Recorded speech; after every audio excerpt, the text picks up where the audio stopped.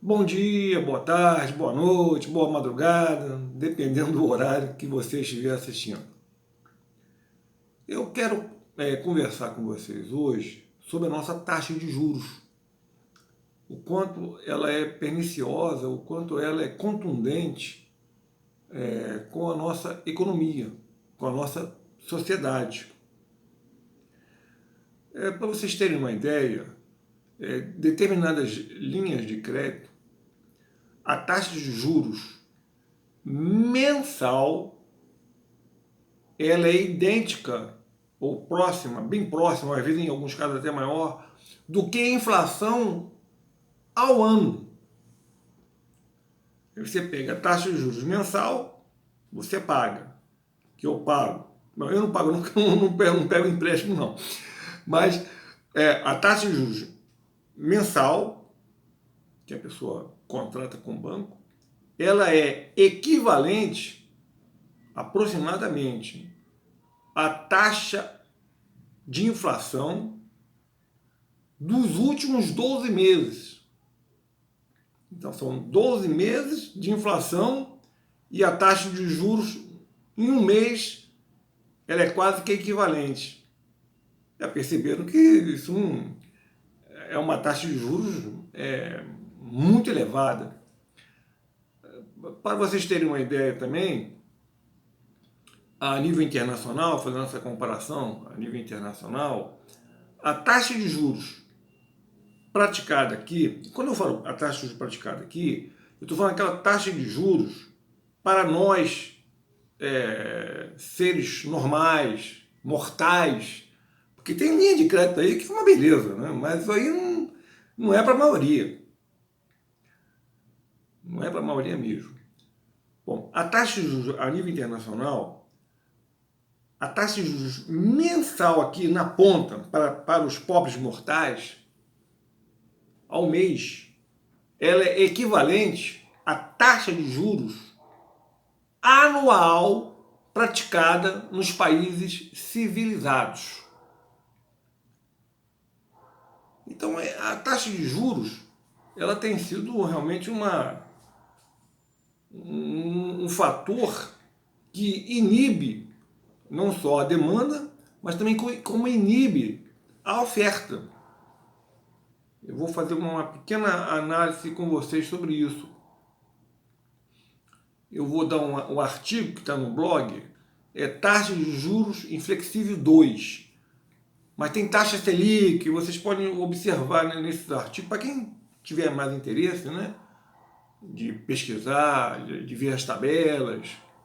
As tabelas realmente são mais longas, né, mas eu explico as tabelas no blog.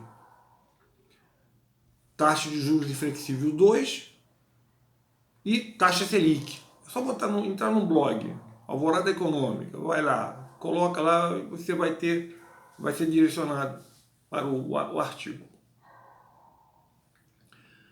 Bom, com uma taxa de juros tão elevada, qual é o objetivo do governo? Ou pelo menos qual é a proposta de todo o governo? É o bem-estar da sociedade, é controlar a inflação. Mas para que você controle a inflação, você tem que ter um choque de oferta. Você tem que estimular a oferta. Você tem que estimular as empresas a produzirem mais e, nesse contexto, você tem um choque de oferta. Nesse choque de oferta, os preços eles ficam relativamente estabilizados.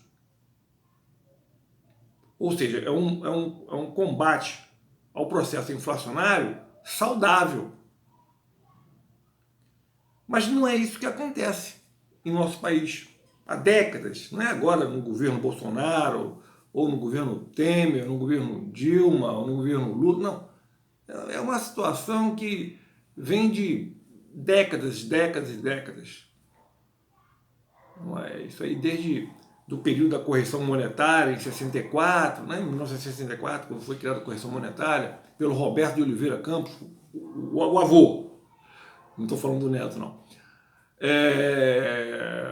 Ele foi ministro do Planejamento, né, ele e o Otávio Gouveia de Bulhões, em 64. criaram a correção monetária. Quer dizer, a correção monetária sempre houve, mas ela foi institucionalizada em 64, com a criação da ORTN, Obrigação Reajustável do Tesouro Nacional. Mas lá em 64, né, que começou. E de lá para cá, isso protegeu muito quem tinha capital na forma mais líquida. E quem tem capital na forma mais líquida? Banqueiro. Instituições financeiras. Repito, não estou aqui agredindo, sendo delicado com as instituições financeiras. Eu estou apenas apresentando um fato. Isso é um fato. Basta olhar o mercado financeiro, né, pós correção monetária, que indexou a economia, né? Depois teve um processo de desindexação depois, mais tarde, mas foi difícil, muito difícil mesmo. E as empresas com uma taxa de juros elevada, toda empresa, ela precisa operar com capital de terceiro. Ela vende, mas ela desconta duplicata. Desconta duplicata porque para adiantar capital e continuar produzindo. Ela também pode financiar o capital de giro dela.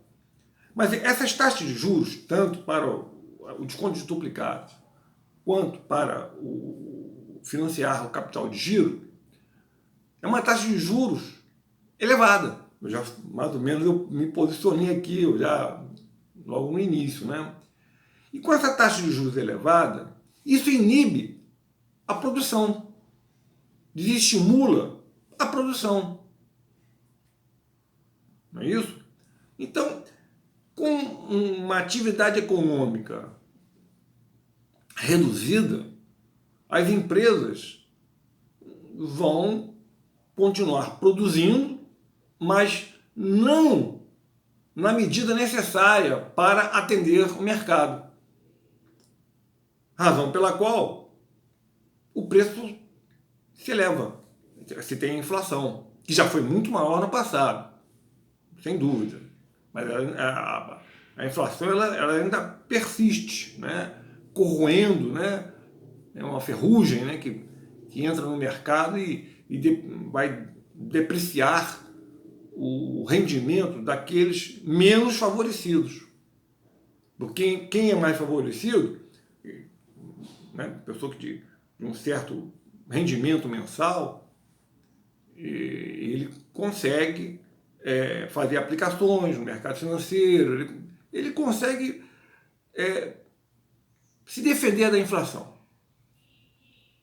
Agora, quanto maior for o nível de renda do agente econômico, mais facilidade ele tem de se defender da inflação. A inflação ela é perversa realmente com os menos favorecidos. Então, isso é pelo lado da oferta. Então, pelo lado da oferta, a nossa taxa de juros ela já ela está desaquecendo o mercado, está desestimulando a produção. Mas pelo lado da demanda, ela também, a taxa de juros elevada, também ela desestimula o consumo das famílias.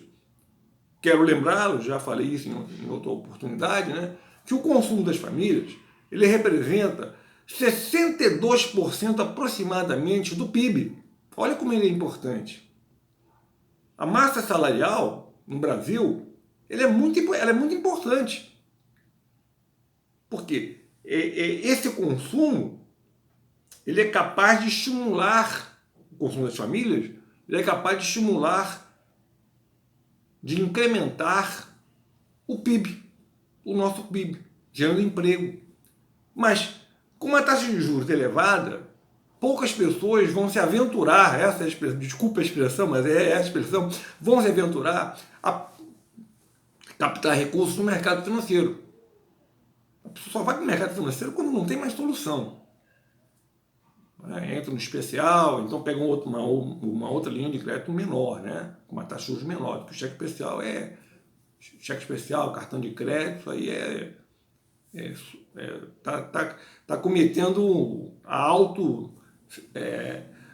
tá cometendo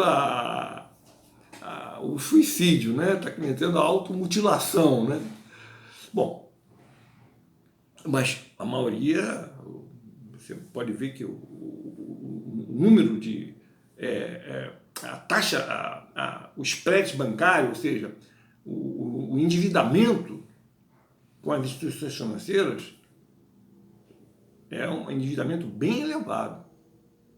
Ou seja, muitas pessoas não têm condições mesmo. A questão que tem, tudo bem, não utiliza nenhum cheque especial, nem um cartão de crédito, mas vai pegar uma outra linha de crédito, que por menor que seja, vai diminuir o seu rendimento, vai afetar o seu orçamento.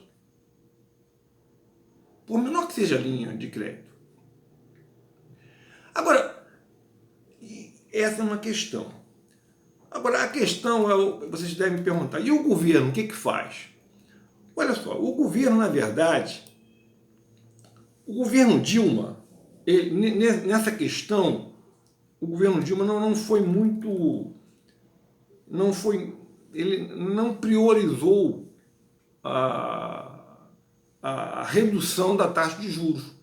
No governo Dilma, quero lembrá-los, em 2015, o PIB teve uma involução de 3,55%.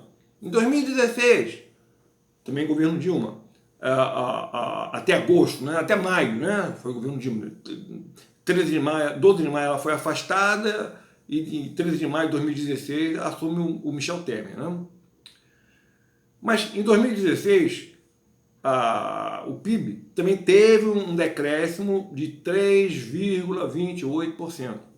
Mesmo assim, a taxa de juros ficou 14,25% em 2000 ela começou começou em 30 de julho de 2015.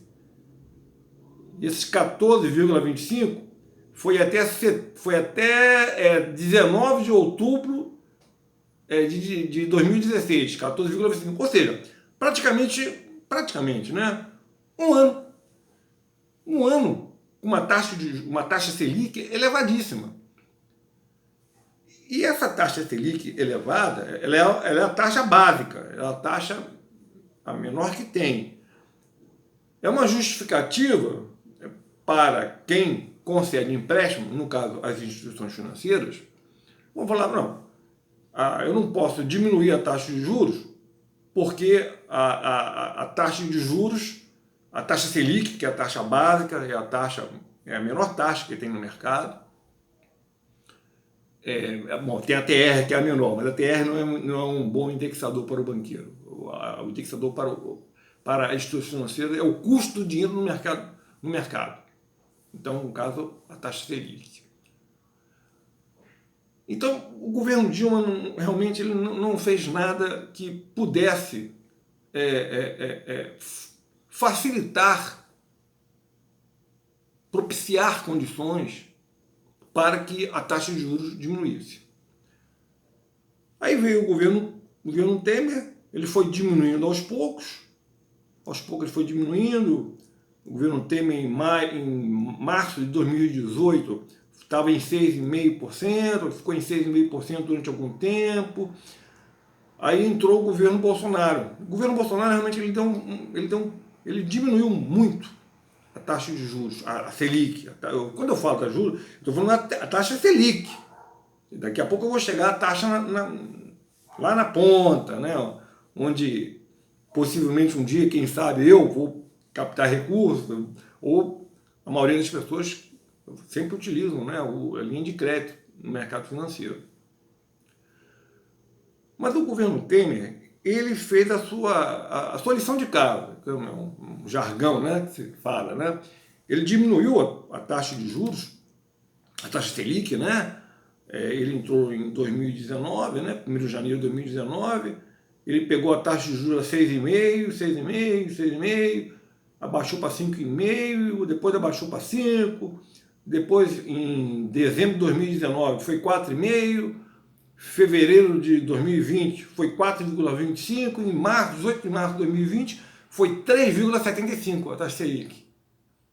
Aí vocês devem, poxa, ué, mas não é isso que eu... Quando eu vou no banco, eu não tenho... Mas não tem mesmo não, porque essa aqui é a taxa básica, não é a taxa que é ofertada lá no final, quando você entra no banco, ou utiliza a internet para captar um empréstimo, não é essa taxa. Inclusive, nesse artigo, taxa de juros inflexível, eu faço uma comparação de 2019 com 2016. A taxa de juros que eu utilizei aqui foi um empréstimo pessoal não consignado, porque o consignado ele sempre é mais barato, porque o consignado não tem risco nenhum para o banqueiro, né? Ou para a instituição financeira, ou para a financeira, porque descontado na folha de pagamento, não existe a possibilidade de inadimplência. Agora, o não consignado já existe, né? A possibilidade de inadimplência, que não é descontado na folha. Você pode um dia efetuar o pagamento, não efetua, mas né, pode debitar em conta corrente, mas mesmo assim se a conta corrente estiver positiva.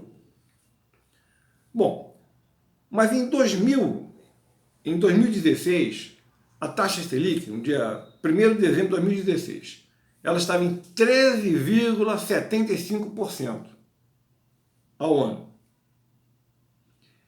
Em 30 de outubro de 2019, quando eu faço o estudo, né, o período, mas não está muito diferente agora também não. Em 30 de outubro de 2019, a taxa Selic é de 5,50%. Estão notando a diferença? Em 3 anos, ela estava em 13,75% ao ano, e agora, em 30 de outubro, né, ela, de 2019, né, ela foi para 5,50%. Ocorre que a taxa de juros, lá no final da ponta, lá no balcão, como é uma expressão muito vulgar, mas tudo bem, mas lá no balcão, lá na ponta, ela não diminuiu na mesma proporção. A taxa diminuiu. O governo, de uma forma ou de outra, fez a sua lição de casa, mas o mercado financeiro, por ele ser muito cartelizado, poucos bancos, né? Você tem 3 bancos que controlam quase que o mercado. Eu não estou colocando Caixa Econômica e Banco do Brasil, porque isso aí realmente tem dinheiro público ali, o governo tem um controle. Mas eu vou utilizar o percentual que adotado pela Caixa Econômica e pelo Banco do Brasil. Não vou nem falar daquelas outras instituições que vocês sabem, quais são as 3, né? Porque, tá vendo, ele está hostilizando as instituições financeiras, e daqui a pouco tem um processo contra mim aí, e eu sou muito cauteloso nessas questões. Então, o Banco Central, a Caixa Econômica, por exemplo, vamos ver a Caixa Econômica. Tudo isso está no artigo, taxa de juros flexível. A Caixa Econômica, lá em 2016, quando a taxa de juros a taxa Selic estava muito elevada, ela estava cobrando empréstimo não consignado ao ano, 80,80% ao ano. Dados do Banco Central, que a Caixa Econômica fornece ao Banco Central. A Caixa Econômica não. Todos os bancos, o Banco Central faz uma análise do mercado e depois ele publica. Toda semana o Banco Central publica as taxas de juros praticadas pelas instituições financeiras. Então é um Banco Central. Como já falei para vocês, eu gosto de fonte oficial. Então, apesar da taxa Selic, nesses 3 anos aproximadamente, né, ela ter tido um recuo significativo, o mesmo não aconteceu na ponta. Porque a Caixa Econômica praticava 80,80% em 2016, 1º de dezembro de 2016, e E em 2019, ela vai praticar uma taxa de juros de 47,95%. Quer dizer, não foi na mesma proporção. A taxa Selic, ela teve uma redução acentuada, significativa. Quando você aprecia esses números, isso eu coloco bem nas tabelas. Aqui não dá para nós conversarmos muito, né? Mas nós temos períodos em que a taxa de juros mensal é equivalente à taxa de juros anual. Perdão. A taxa de juros mensal é equivalente à taxa inflacionária, o processo inflacionário, em 12 meses. Já tinha dito isso logo no início, né? E nas tabelas eu deixo bem tipificado. E as tabelas, repito, tabela do Banco Central do Brasil. Então não tenho que realmente... tá questionando. Não, essa tabela aí foi o Carlos Arthur que idealizou. Não idealizei nada. Não, eu apenas peguei lá, fui lá no Banco Central. Tal. Antigamente eu ia mesmo no Banco Central, pegar o boletim do Banco Central, que eram 600 e poucas folhas, por aí, né? Isso na época, antes da internet, eu estou falando de 80 e pouco, década de 70, década de 80, né? Claro, com a internet agora, faço download, que beleza, né? Não precisa ir ao Banco Central, que aqui no Rio fica na Presidente Vargas, né? E era limitado também essa distribuição. Eu consegui, porque eu era economista, fazia parte de uma universidade, então eu tinha prioridade. Eles tinha sempre um exemplar que eu tivesse condições, né, de levar. Às vezes eu nem levava, eu pedia alguém para pegar em meu nome e tal, já estava tudo uma autorização, né? Então já pegava lá na Presidente Vargas. Muito bem. Então, o governo até que ele priorizou o atual governo, o governo Bolsonaro, né? E o governo Temer ele iniciou, mas foi o governo Bolsonaro que realmente deu